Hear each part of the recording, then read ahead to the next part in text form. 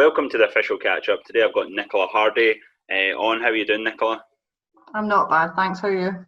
Yeah, good. How have you been keeping through lockdown? It's a bit of a strange time. Definitely something I've never or had anything remotely like this ever happen. So keeping well, try to keep busy, learning as much new things or as many new things as I can, and plodding away like the rest of us. Brilliant. And obviously one of the reasons we've got you on is because of your coaching career. And how have you sort of found the change during lockdown? Obviously I've seen a few challenges going about. Has there been any sort of online sessions? Yeah, I think it's kind of opened my eyes to how many things you can actually do remotely. Not something that I'd kind of used as a tool as much as maybe that I didn't realise how effective it could be. You can engage with so many different people. You know, you've got Zoom and all these different kind of platforms. So, you know, it's been a really good education tool to, you know, put out activities to help, you know, players like plan their week, give them sessions, you know, give them videos of how to do things. But also like showing them through analysis and things like that. It's not things that it's not something I'd ever kind of done before, but probably it'll be used more in the future and forward. Yeah. And one thing I like to ask pretty much everyone that sort of comes on that I chat to, where does this sort of passion for the game come into it for you? Played loads of different sports when I was younger. My dad was quite sporty. He was a curler actually, and he'd always kind of had a passion for sports, and we spent a lot of time doing that with each other. And then I joined a kind of local football team, my school team, and I was so fortunate that some of the coaches that I had, you know, really a love of the game. Yeah, I'm just really grateful the amount of time that they gave, because a lot of them were volunteers, or majority were volunteers. And, you know, that passion's kind of never left me since I was, you know, primary aged. And it's led me into a career that I'm in now. So, yeah. Yeah, and your involvement in football is obviously, you know, quite vast at the moment. Obviously, unfortunately, due to lockdown, I think a lot of people are sort of missing the training and obviously seeing the players and whatnot. But you work for sort of Rangers women's team as a goalkeeping coach. You're the head coach at Giffnock Soccer Centre, and obviously the women's national team under 15s, under 16s goalkeeping coach.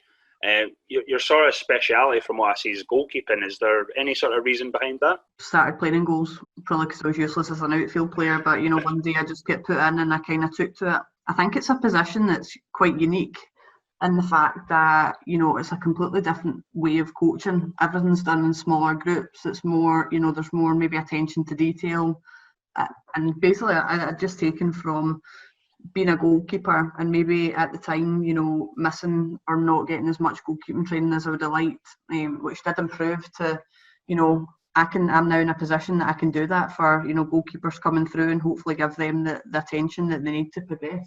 Brilliant. I've seen the sort of rise of women's football, especially in Scotland. Obviously, Shelley Kerr and the national team got to the World Cup for the first time, I think, last year. How's the sort of experience been from when you were obviously playing to sort of now that you're coaching? Have you seen a sort of vast improvement? Have you seen sort of more, you know, girls get interested in the game? Yeah, I think there's so many, from my time at Giffnock, there's so many people that are trying to get into women's football, and that's not just in a playing capacity, that's people trying to get involved in, you know, background activity and in supportive roles as well. But I think ultimately the success of the national team, and, you know, it's now been shown on a wider, bigger platform that it does show girls that they can have a career in football if they wish, and they've got genuine, strong role models that they see often. They see them, you know, on social media, they see them on like television, and I think it's just such a positive thing that they've got these girls to look up to now, that, you know, they're living their dream, so why can't they? Brilliant, Nicola. And certainly we've had, or you know, I've spoken to a few people involved in the women's game, and you know, everything I've sort of heard, including from yourself, has always been quite positive, and it does seem like there's more of a, I don't know if it's, more of a sort of, you know, acknowledgement of the game, as you said, obviously, and obviously, you know, Shelley Kerr, the national team are doing quite well. Probably doing a wee bit better than the men's team at the moment, I think. Yeah, definitely. I think, you know, it's on a platform. People know about it. You can see it. You can watch it now at home, and it's just that wee bit more accessible. I definitely think at the moment in the country, it's a sport that, you know, or coming and watching women's football, it's getting better. There's more people coming to games, and hopefully that can only progress further as, you know, the league and becomes more professional, and, you know, people's appreciation, you know, increases of, you know, how well that the women are doing at the moment. Yeah, absolutely. You know, as I said, your sort of involvement in football is quite vast, but obviously there's a few other things that you're sort of either an ambassador for, or sort of involved in, and one of the ones is obviously Back Onside. We spoke to founder Libby Emerson. We heard her story. How did you sort of get involved in Back Onside? I got involved with Libby probably about a year ago, and I'd been working within Giffnock, and through my own kind of experience, I knew football can be such a great environment. It's such a support network for so many people, but it can also be quite an intimidating place as well. And I really just wanted to make sure that the environment that I was creating within a club was something that everyone felt, you know, if there was something wrong, that they'd have someone to go to. And I'd contacted Libby about, you know, what could she do to kind of help me deliver that. And basically through that, I'd found out about some of the work that she was doing, and the power of work that Back Onside are doing to help people's phenomenal. And, you know, I wanted to get involved, and since then I've been kind of helping support Back Onside. Brilliant, and it's becoming sort of more important. You know, I think it was always important, but certainly with the likes of social media and stuff like that, especially during lockdown, I've noticed obviously the sort of you know, you can take sort of mental health courses and coaching now and stuff like that. Is it quite important, obviously, for specifically sort of for the children, the kids that you coach? I think it's just so important that everyone's got an appreciation of it, and, you know, everyone's understanding of mental health, you know, it changes, or it's different. But I think, you know, what I've learned from coaching is, you know, you can really make a positive impact on someone's mental health. There's this stigma of everything's, you know, negative when you maybe think about that phrase, but there's so many things that you can do that are positive to impact people, and, you know, help support, you know, girls, boys coming through, whether that's, you know, the terminology you use when you're coaching, or the way you maybe approach a conversation. And I think it's really, really important for any coach to have an understanding of it, because things maybe aren't as what they seem all the time. And I think that I've taken a wee bit of time to maybe understand, and I definitely think it's benefited me in the long run. You know, obviously we've sort of spoken about your coaching career, but where do you sort of see yourself? And, you know, it's one of those sort of job questions, isn't it? But do you see yourself, you know, making a move into the senior game, hopefully, or are you quite happy sort of where you are at the moment and progressing? It's such a massive thing for me at the moment. The role I'm in, I've, you know, been in that a couple of months, and the fact that opportunity is even available in Scotland, it's fantastic. Like, it's not something that I maybe 3-4 years ago thought would have been possible. So, you know, short term, I'm looking to, you know, to really help develop the players that are there, and focus on becoming a better coach, and using all, there's some great people around me at Rangers and within, you know, other kind of roles that I do, and kind of just lapping up as much as I can and seeing where things take me from there. But I'm kind of enjoying the journey at the moment, and everything I can to help Rangers succeed in their ambitions. That's excellent, Nicola. And you know, one of the sort of main reasons we have you on is obviously because of you're an ambassador for PlayerData, which I think people at this sort of level will be familiar with. You're obviously they're obviously involved at some of the sort of East of Scotland and West of Scotland teams. Basically a GPS company, you know, that enables teams and coaches to unlock the data behind performance on and off the pitch. I think so, the tagline, as they say. But how does this sort of benefit the teams and players? It's something that I got involved with recently, because I didn't know as much as I maybe should have, or I didn't have an appreciation of how important it could really be. I've worked at different levels of Scottish football, and from the past few months and taking the time, and the guys at PlayerData have been really, really good at giving me an education on it as well, because I didn't understand and appreciate how much more information and how better an environment I could create, you know, just understanding data.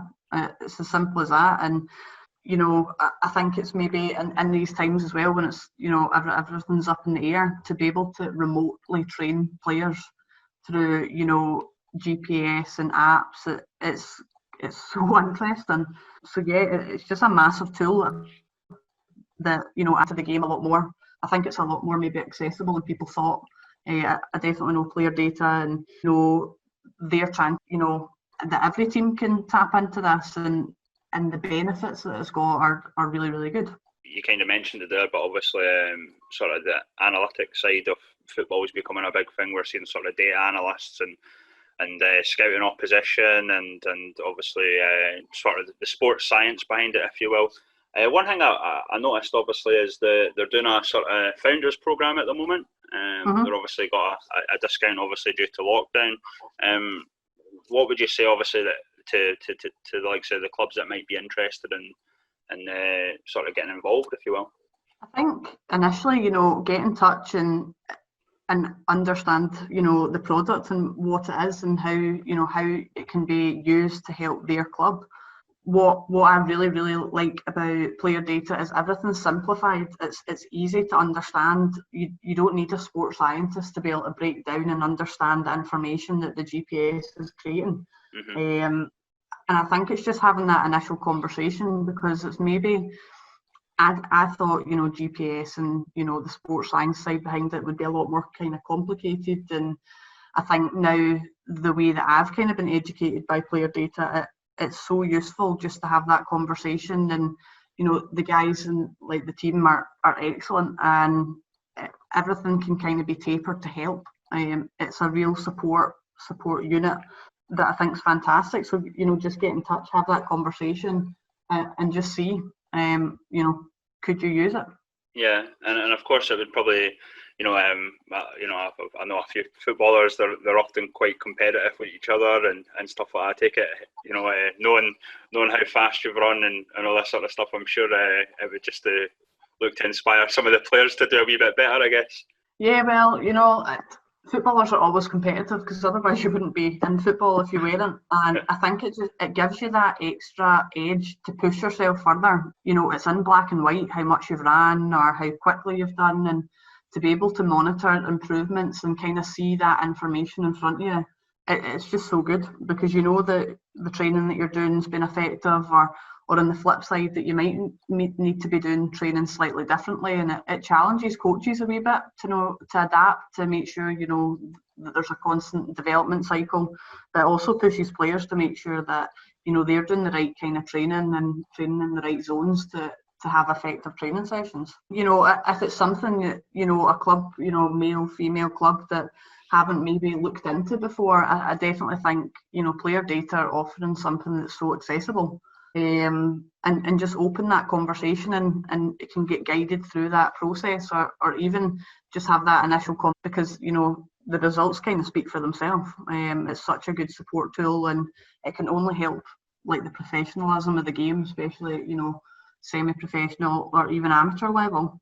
No, I really appreciate you coming on, Nicola. It's great to get obviously an insight into a wee bit of your career and obviously PlayerData, Back Onside. No, it's been fantastic.